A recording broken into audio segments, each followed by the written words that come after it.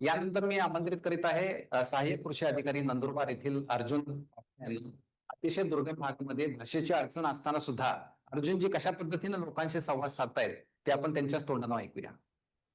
सातपुड्याच्या मेंढर बांधवांच्या प्रतिनिधीचा सर्व मान्यवरांना मानाचा जोहार. सर्वांना नमस्कार. महोदय, नंदुरबार म्हटलं की एकदम अतिदुर्गम भाग आणि भाषेची अडचण ह्यामुळे बहुतांश शेतकरी जे आहे ते मुख्य प्रवाहापासून लांब राहणे पसंत करतात. परंतु यावर्षी आपल्या फार्मर कपच्या उपक्रमामध्ये मला मेंटरिंगची संधी मिळाली.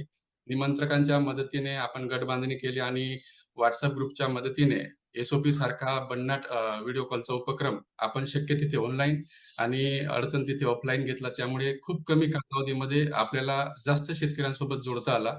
सर, यावर्षी अल निनोचं जरी वर्ष असलं तरी SOP व्हिडिओ कॉलच्या मदतीने झालेली तयारी आणि स्मार्ट पद्धतीने आपण ह्या हंगामाला सामोरे जाणार आहोत.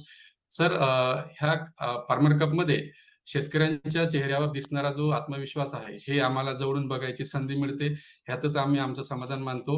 साहेब, हा जो एकंदरीत उपक्रम आहे हा स्थानिक पावरी भाषेत घेतल्यामुळे आम्हाला अधिक शेतकऱ्यांपर्यंत पोहोचताना एक आत्मीयतेचं नातं निर्माण झालं आणि शेतकऱ्यांचा देखील आमच्यावर विश्वास झाला.